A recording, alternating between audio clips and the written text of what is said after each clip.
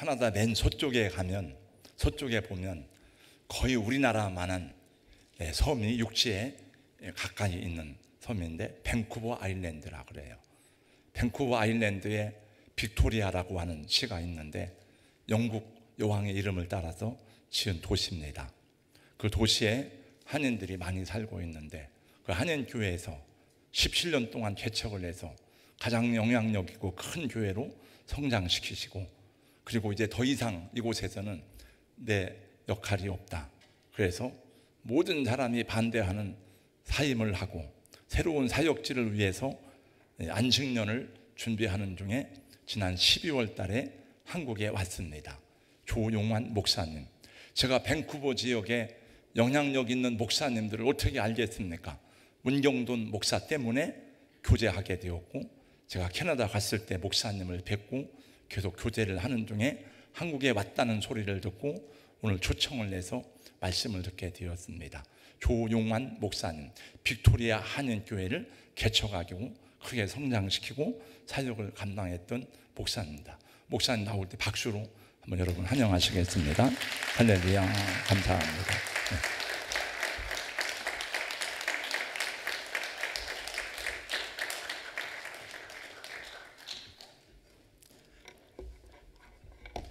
할렐루야. 네. 목사님께서 거룩하게 안식년 이렇게 말씀하셨는데, 저희는 캐나다에 간 지 한 25년쯤 됐습니다. 가서 이제 제가 25년 동안 뭐 했냐 물어보면, 저는 25년 동안 아이들 4명 낳았다, 이렇게 제가 그 얘기를 가장 많이 하는데요. 저희 아이들은 저한테 이렇게 말합니다. 지금부터 아빠는 백수야. 백수, 또 아니면 또 주님 주신 시간 가운데서 귀한 시간 함께 또 보내다가 또 우리 목사님 목회하시는 게 함께 와서 말씀 나누게 돼서 얼마나 기쁜지 알 수 없습니다. 제가 캐나다에서는 17년 한 교회 목회한 사람이 많이 없어요. 전체 10%가 안 되거든요. 그래서 캐나다에서 17년 했다 그러면 사람들이 와 그러는데, 어제 목사님하고 교제하다 보니까 목사님 34년 하셨다 그래서 17년은 뭐 어디 명함도 못 내면 그런 곳인데, 참 오랫동안 목회하는 게 참 쉽진 않은데, 정말 주의 인도하신 가운데 세워지는 교회 가운데에 하나님께서 올해 가운데도 은혜로 이끌어 주시고 만나 주시고 함께 하시는 은혜가 교회 가운데 또 여러분 가정 가운데 있게 되기를 주님의 이름으로 축원합니다. 무엇보다 참 너무나 마음이 포근해지는 거는요, 일부 예배 때도 그랬는데 찬양팀이 일부 예배 때도 정말 은혜롭게 찬양을 너무 잘하더라고요. 오늘도 보니까 우리 성가대나 또 찬양팀들 정말 함께 예배를 위해 섬기는 그 모습 가운데서 찬양을 부르다가 또 눈으로 보기만 해도 은혜가 되는 참 마음이 많았는데, 우리 찬양팀 또 성가대원 여러분들 참 축복합니다. 감사합니다. 네, 감사합니다. 어떤 말씀을 나누면 좋을까 하다가, 여러분 교회도 이제 그 큐티를 하신다 그래요. 저희도 매일 성경으로 계속 큐티를 해오고 있었거든요. 그러한 모습 가운데서 우리가 하나님의 말씀을 읽기도 하고 듣기도 하고 배우기도 하고 묵상하면서 어떻게 하나님 아버지를 깊이 만나느냐가 이 신앙생활 가운데서 가장 중요하다라고 싶어서 같이 함께 말씀을 나누려고 합니다. 사람들이, 저희 교회도 새로운 사람이 있으면 좀 지나면 사람들이 와서 제 아내한테, 꼭 저한테 말 안 하고 제 아내한테 얘기해요. 사모님은 좋으시겠어요? 왜요? 저렇게 목사님이 뭐 성격도 좋고 너무 좋아요, 이렇게 얘기하거든요. 그럼 제 아내가 그 얘기할 때마다 그냥 네 하면 되는데 꼭 하는 반이 있어요. 살아볼래요? 이렇게. 제가 17년 반 목회하다 보니까는 저와 함께 거의 17년 이상 한 사람도 여러 분 계시거든요. 그분들은 저를 많이 알죠. 저를 안다고 생각하고 목사님은 이러한 분이야 알고 있지만, 하지만 그들보다도 제 아내가 진짜 저를 알거든요. 저는 이것을 어떻게 비교하냐면, 그래서 그분들이 저를 잘 알지만 정말 저를 인격적으로 풍성히 아는 거는 제 아내인 거예요. 제 아이들이거죠. 때로는 신앙생활도 그렇게 할 때가 있었을 것 같아요. 오랫동안 해서 잘 안다고 하지만 그 마음을 잘 모르면 하나님을 오해할 때가 있거든요. 여러분 지금까지 신앙생활 잘 해오셨지만 또 올해 가운데 앞으로 가운데서 정말 하나님은 이러하신 분이야. 그 인격적으로 주님을 꾸준히 만나고 풍성해짐으로 말미암아 주님을 만나는 깊이 가운데서 그 안에서 회복을 경험하고 그 가운데 죄 역사를 경험하고 그 가운데서 하나님 정말 이루하신 분입니다 알았게 주 앞에 영광 올려드리는 그러한 삶이 올해도 풍성해지기를 주님의 이름으로 축원합니다. 하나님을 풍성히 알면 그분이 나의 아버지신 게 너무 좋은 거예요. 저는 이제 목사들로 태어났거든요. 그래서 저 어릴 때 교회 갈 때는 주일 예배를 드리냐 안 드리냐, 주일학교 가냐 안 가냐, 그게 참 중요했어요. 저희 때는 뭐 주일학교 애들도 오전에 왔다, 오후에 갔다, 뭐 금요일 갔다, 하루 종일 교회 갔거든요. 그렇게 신앙생활 하다 보니까 저 같은 경우는 놓치는 게 뭐냐면 도대체 왜 예배 드리지? 왜 교회 가지? 하나님이 누구지? 그러한 거에 대한 갈등이 있더라고요. 그러나 말씀을 통해서 주님을 만나고 나서부터는 하나님이 이러하신 분이구나, 이러한 분이 하나님이시구나, 하나님이 너무 좋아지는 거예요. 제가 97년도에 이제 안수 받고 캐나다 가서 이제 목사 안수 받은 지도 이제 캐나다처럼 한 25년 가까이 됐는데요. 그때부터 지금까지 동일한 것은 하나님이 너무 좋은 거예요. 하나님이 이러하신 분이구나, 하나님이 인도해 주시는구나. 그러한 삶을 경험한 것처럼 여러분도 풍성 경험하시겠지만 하나님과의 그 깊이 있는 만남, 하나님과 더 함께 하나님을 알아가는 그러한 은혜가 멈추지 않고 올해 가운데서 더 풍성하게 더 깊어지게 나가는 그러한 교회, 그로 말미암아 하나님이 주시는 그 역사와 열매가 있는 삶이 함께 있게 되기를 주님의 이름으로 축원합니다. 본문의 말씀은 웬만큼 교회 다니는 사람들은 다 아는 그러한 내용의 말씀이죠. 1절과 2절 말씀 가운데 보면은 어떠한 가나의 지역에 있는 혼인잔치에 예수님과 제자와 예수님의 어머니 마리아가 갔다라고 그렇게 이야기를 하고 있습니다. 결혼잔치에 가서 함께 축하해지고 좋아했습니다. 근데 그 결혼식 가운데서 문제가 바로 뭐냐 봤더니 3절에 보니까 포도주가 떨어졌다 이렇게 이야기를 하고 있습니다. 다른 사람은 모르겠지만 포도주가 떨어진 모습을 예수님의 어머니 마리아가 발견합니다. 예수님의 어머니 마리아가 발견하자마자 주최식도 아니고 신랑 신부모 부모님도 아니고 예수님을 찾아가서 이야기하거든요. 이 집에 포도주가 떨어졌다라고 이야기합니다. 여러분, 우리가 살아가도 그렇잖아요. 인생 가운데서 뭔가 떨어지고 힘들고 어렵고 괴로움 우리가 어떻게 해요? 주님 앞에 기도하잖아요. 알려드리는 거거든요. 알려드리는 거죠. 우리가 힘들고 어렵고 이 코로나 가운데서도 개인의 삶이든 가정이든 뭐 교회든 많이 어려움이 많이 있을 때마다 우리가 하나님 앞에 알려드리거든요. 하나님 이렇습니다. 이렇습니다. 그렇게 우리가 여러분 기도하고 알려드리면 하나님께서 주로 뭐라고 말씀하세요? 뭐라고 말씀하세요? 하나님이 응답해 주시거든요. 근데 오늘 본문의 말씀 가운데 보면은 마리아가 예수님께 이 집에 포도주가 떨어졌다 했을 때에 예수님의 대답은 평상시 우리가 알고 있는 예수님의 모습은 아니었습니다. 예수님은 그 어머니의 말에게 말씀하거든요. 그게 나와 무슨 상관이 있습니까? 그게 내 일입니까? 이렇게 얘기하는 거예요. 이게 본문에 굉장히 좀 충격이거든요. 만약에 우리가 여러분 삶들 가운데서 고민이 있습니다. 뭐 자녀 문제, 경제 문제, 사회 문제, 뭐 결혼 문제 막 고민 가운데 있을 때 하나님 앞에 주님, 내가 이렇게 어려움이 있습니다. 부족합니다. 얘기하는데 하나님께서 여러분 주는 응답이 그게 나랑 무슨 상관이냐? 그렇죠? 이렇게 말씀하시면 여러분들은 그래도 할렐루야 뭐 이렇게 하시겠지만 그렇죠? 우리가 알고 있는 예수님의 모습은 아니었다라는 그러한 사실이에요. 왜 이렇게 말씀하실까? 나와 무슨 상관이냐? 근데 그 뒤에 보니까 이렇게 말씀하세요. 아직 내 때가 이르지 않았습니다. 예수님의 때가 안 됐다는 것은 무엇이냐면 예수님께서 이 땅에 오신 예수님의 사명, 메시아로서의 사명의 때가 안 됐다는 거죠. 다르게 말하면 이렇게 말할 수 있습니다. 하나님의 계획이 아직 없습니다. 하나님의 뜻이 아직 없습니다. 내가 그러하기 때문에 안 하는 겁니다. 이렇게 주님이 말씀하시는 것 같아요. 사랑하는 여러분, 열심히 기도하며 주의 도우심을 바라했지만 주님 말씀할 때 아직 내 때가 아니다. 주님의 뜻이 아니야. 나의 계획과 주님의 계획이 다를 때가 있습니다. 그때 여러분들 주로 어떻게 하세요? 여러분들 같으면 아마 대부분 그러실 거예요. 그렇다면 주님의 뜻을 이루어 주옵소서. 이렇게 하시겠는데 오늘 본문의 말씀 보면 주님 이렇게 말씀하는 거예요. 하나님의 때가 아니다. 하나님의 뜻이 아니다. 하나님의 계획이 아니다. 이렇게 말씀하는 모습이 오늘 주님의 말씀입니다. 그러니까 여러분 무슨 얘기예요? 여기서 이 일이 아무리 힘들고 어렵고 이 도움이 필요해도 예수님은 아무것도 안 하겠다. 왜? 사람의 뜻보다 하나님의 뜻이 중요하다. 사람의 필요보다 하나님의 목적이 중요하다, 이렇게 말씀하시는 그러한 분위기거든요. 이렇게 이야기했을 때에 마리아는 어떻게 하나 봤더니 5절에 마리아는 예수님이 아니라 종들과 하인들에게 가서 이야기합니다. 이분이 말씀하시는 대로 다 해라. 또 하나 이 마리아의 모습에 이 모습이 귀한 것 같아요.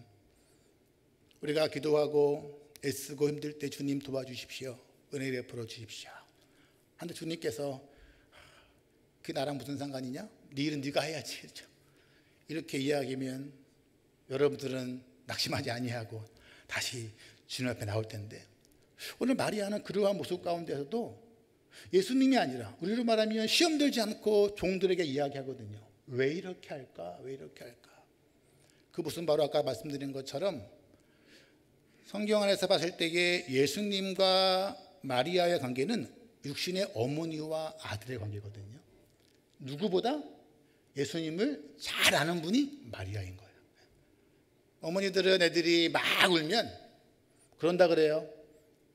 배고파서 우는 건지, 아파 우는 건지, 도움이 필요한 건지 안다 그래요.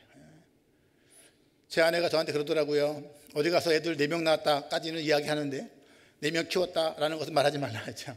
목사가 거짓말하면 되겠냐 했죠. 그래서 제가 이렇게 말하죠. 저희 아이들 4명이 키는 것을 봤습니다. 봤습니다.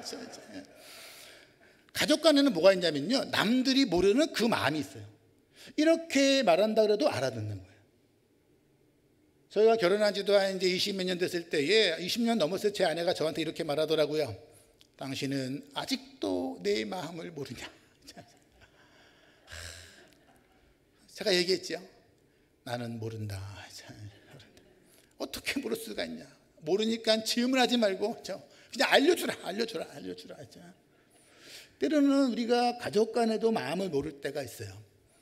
오늘 본문의 말씀 가운데서 보면은 예수님께서 나와 무슨 상관이 있습니까? 그건 그들의 문제입니다, 하나님의 뜻이 아닙니다라고 이야기하는 모습 가운데 있을 때에 마리아는 그 말 때문에 상처받지 않고요, 종들에게 말하는 거예요. 이분이 말씀하시는 대로 해라.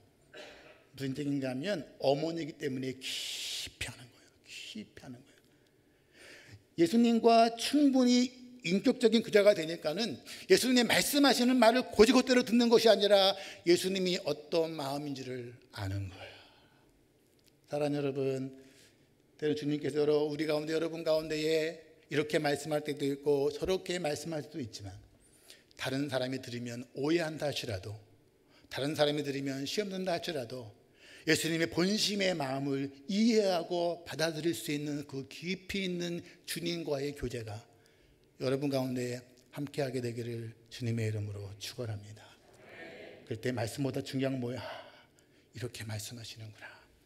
그때 마리아가 주의 말씀을 듣고도 바로 뭐예요? 예스, 알겠습니다. 주의 뜻 있어서 이렇게 말씀하지 않고 뭐예요? 종들에게 이야기하는 거야. 시키는 대로 해라. 그랬더니 주님께서는 분명히 말씀했거든요. 예수님이 말씀할 때에 나와 무슨 상관이 있습니까? 내 일이 아닙니다, 주의 뜻이 아닙니다라고 얘기했으면 어떻게 해야 돼요? 주님께서 이 잔치집에서 우리가 아는 것처럼 물로 포도주 만드는 그 일을 하셔야 돼요? 하지 말아야 돼요?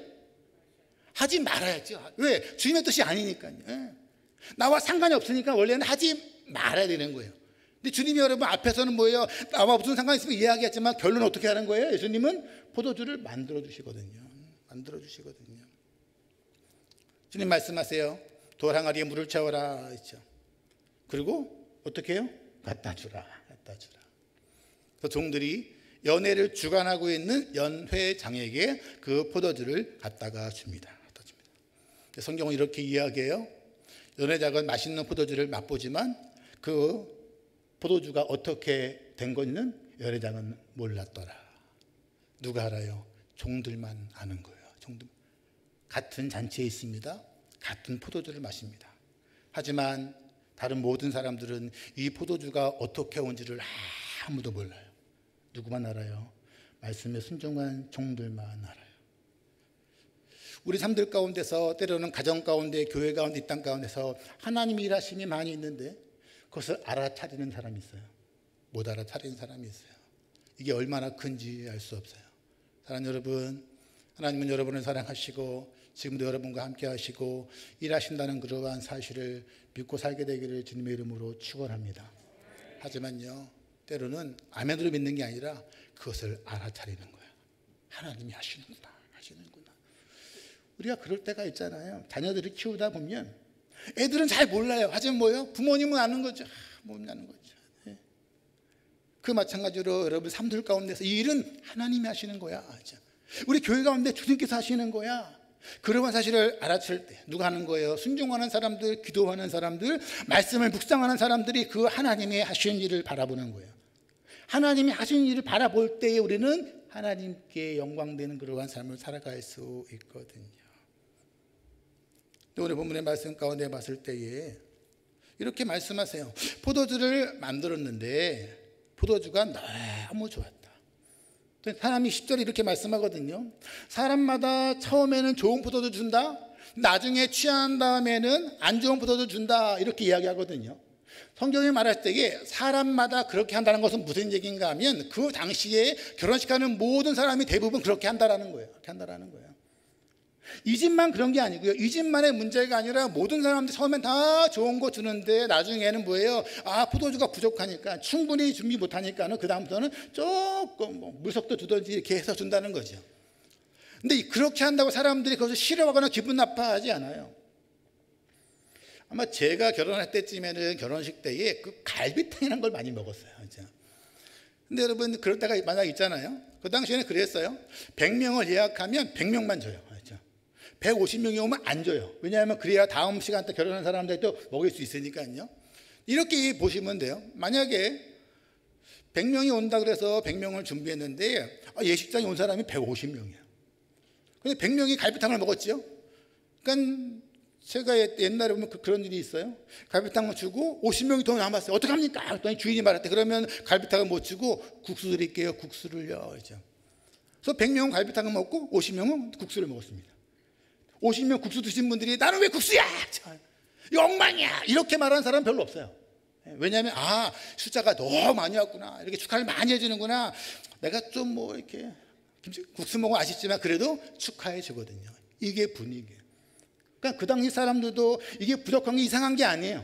왜냐하면 대부분 사람들이 충분히 준비하기는 부족한 그러한 모습이었어요.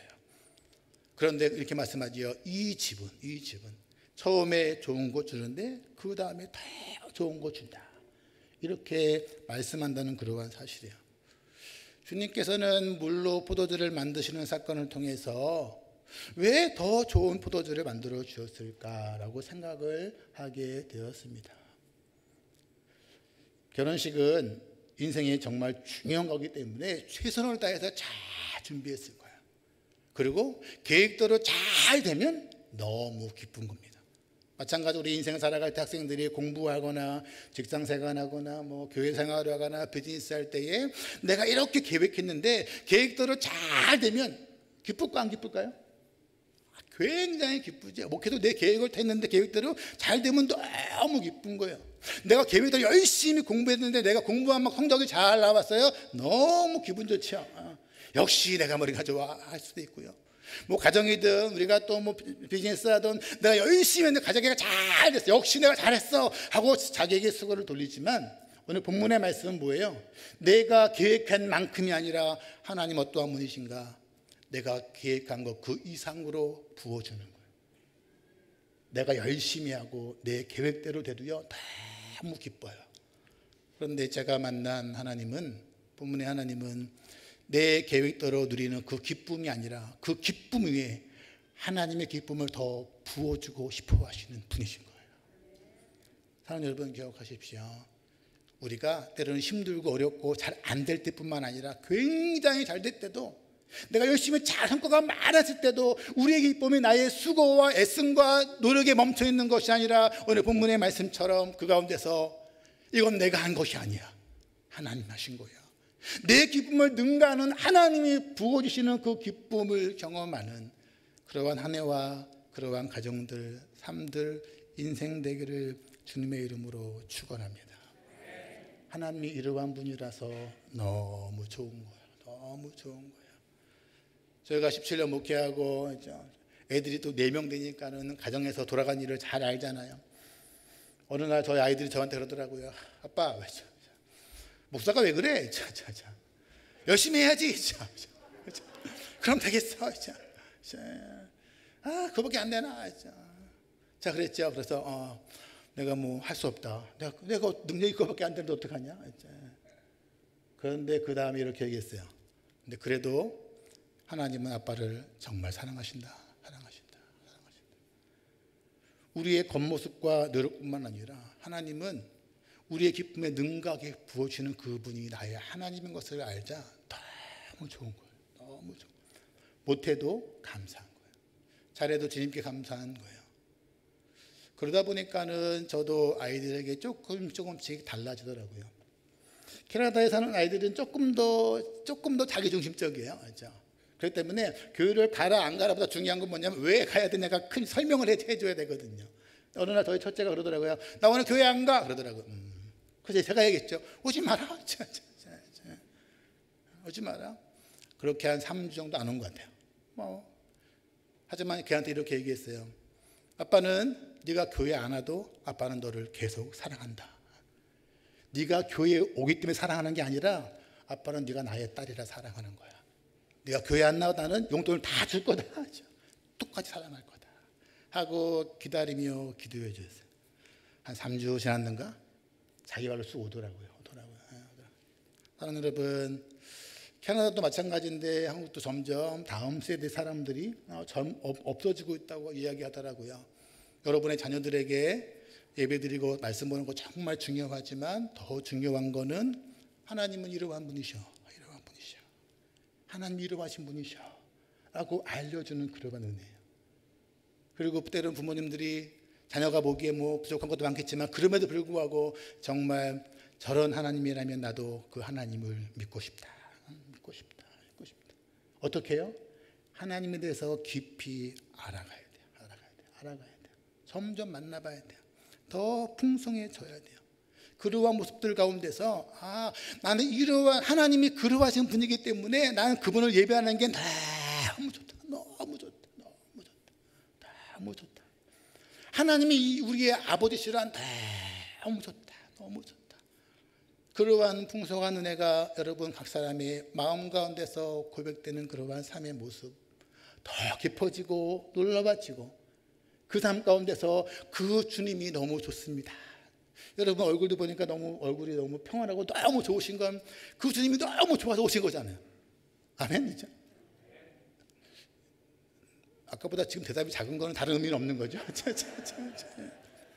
사랑하는 여러분, 여러분이 어떠한 모습이라 할지라도 하나님은 여러분 가운데서 오늘 성경에 말하는 것처럼 주님의 기쁨을 더 채워주기 원하시는 우리의 아버지세요. 그분이 아버지이기 때문에 너무 좋아요. 너무 감사해요. 제가 이제 10월 마지막 주일로 목회를 하고 2달간 휴가를 보냈고 행정상으로는 12월 말까지가 이제 끝나는 거거든요.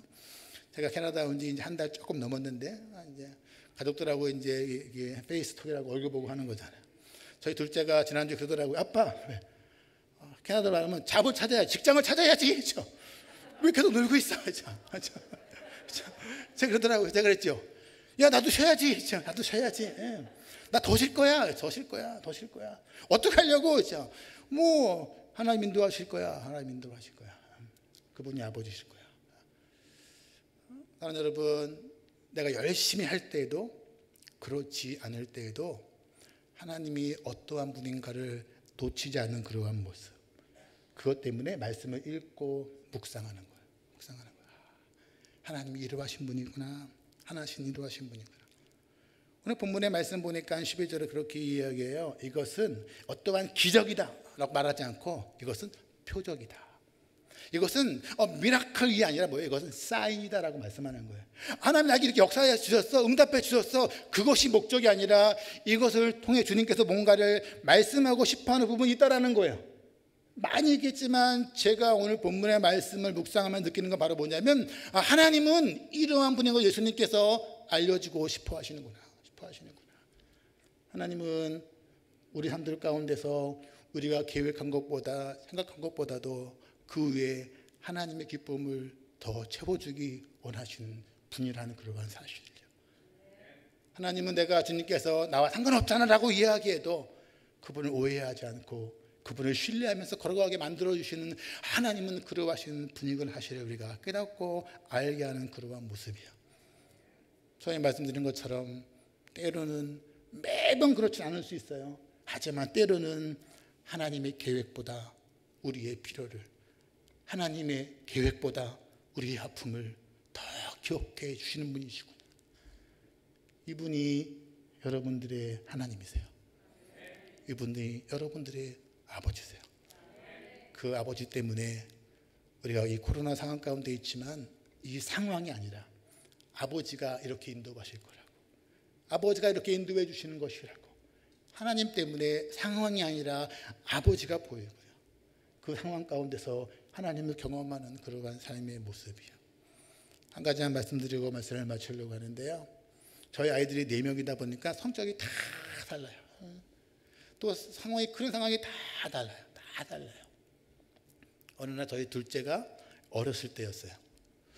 학교 갔다가 쭉 돌아오는 데에 저를 보더니 막 뛰어와서 안기는 거예요. 근데 갑자기 얘가 막 우는 거예요. 서럽게 펑펑 우는 거예요. 제가 놀래잖아요. 제가 물어봤죠. 어떻게 된 거냐 했더니 학교에 갔는데 막 놀다가, 캐나다지만 어떤 아이가 자기를 발로 빡 쳤대요. 너무 아팠대요. 근데 학교니까 친구도 있고 선생님도 있으니까 그거를 자기가 울지 못한 거예요. 표현 못한 거예요. 힘들게 꾸역꾸역 참고 오다가 아빠를 보는 순간에 막 우는 거예요. 얘가 이렇게 했다고 했죠. 제가 그 이야기를 듣고 목사인 제가 저희 딸한테 뭐라고 얘기했을까요? 원수를 사랑해야 된다. 참, 너를 박해하는 자를 왜 기도해라 라고, 저는 믿음이 별로 없어서 그렇게 못하고 이렇게 얘기했어요. 내일 아빠랑 함께 학교 가자. 학교 갔어. 선생님한테 제가 막 이야기했죠. 얘가 어저께 울고 왔는데 누가 때렸다고 이야기하는데요. 막 뭐라고 했죠. 선생님 마침 그 아이가, 그 아빠가 오고 있었어요. 선생님이 그 아빠를 막 부르더니 얘가 이렇게 했는데 이렇게 하면 얘 학교 못 다닌다 막 이야기하는 거예요. 근데 여러분, 그 다음부터 저희 딸아이는 어떤 일이 벌어져도 아빠를 찾아요. 힘들 때마다 아빠를 찾아요. 왜? 아빠는 나를 항상 지지해주고 격려해주는 거예요. 그 문제를 해결해주고 싶어하는 거예요. 근데 하나님은 다 그러세요. 더 그러세요. 육신의 아빠를 능가하는 하나님 아버지세요. 그분 어떻게 알아요? 말씀을 통해서 그분을 알아가는 거예요. 큐티하면서 그분을 경험하는 거예요. 그래서 말씀을 읽고 묵상하는 그러한 일을, 말씀을 듣는 일은 하나님을 깊이 알아가는 그 기회 가운데에 여러분 가운데서 어떠한 상황 가운데도 나를 지키시고 인도하시는 그러한 분 때문에, 전 세계적으로 코로나가 힘들고 어렵잖아요. 그때 여러분 바라보면서 사람들이 당신은 힘들지 않아? 어렵지 않아? 이 교회는 어렵지 않아? 그때 힘들어요, 어려워요. 근데 얼굴이 왜 이렇게 좋아? 왜냐하면 나의 기쁨을 더 채워주시는 하나님이 나의 아버지이기 때문이라고. 때로는 하나님의 계획보다도 내 아픔과 필요를 채워주시는 그 하나님 때문이라고.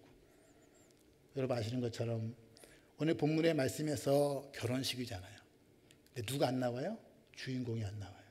신랑 신부는 이 역사가 있었던 사실을 나중에 들었을 거예요. 여러분도 모르는 사이에 하나님이 일하신 놀라운 풍성한 은혜가 말씀을 통해서 경험되어지고 채워지는 그러한 여러분 각자들 가정, 직장, 비즈니스, 교회 되기를 주님의 이름으로 축원합니다. 기도하겠습니다. 하나님 아버지는 어떠하신 분이십니까? 때로는 하나님의 계획보다도 우리의 아픔과 괴로움과 필요함을 더 채워주시는 분이 하나님이십니다. 하나님 어떠하신 분이십니까? 하나님은 우리가 최선을 다한 나의 결과보다도, 내 노력의 수고보다도 그 위에 하나님의 기쁨을 채워주시고 하시는 분이십니다. 그분이 우리의 하나님이시라 감사합니다. 그분이 우리의 아버지시라 너무 좋습니다. 하나님이 너무 좋아 주님을 예배합니다. 그분의 말씀을 늘 듣습니다. 우리 동산교회 온 성도들을 기억하여 주셔서 말씀을 듣고 묵상하고 읽을 때마다 그 하나님 아버지가 어떠하신 분을 깊이 깨달음으로 말미암아 하나님이 보여주시는 놀라운 기쁨들, 역사하심들, 이러한 하나님을 너무 사랑합니다라는 그 모습 때문에 이 땅에 주위에 많은 사람들이 왜 이렇게 하나님을 믿냐고, 하나님 이러하신 분이십니다. 믿지 않는 사람들이, 가족들이, 자녀들이 그러한 분이 하나님이라면 나도 믿고 싶습니다. 그분을 나의 아버지로 모시고 싶습니다. 이러한 주의 놀라운 역사가 풍성한 삶이 되게 하여 주옵소서. 예수님의 이름으로 기도드립니다. 아멘.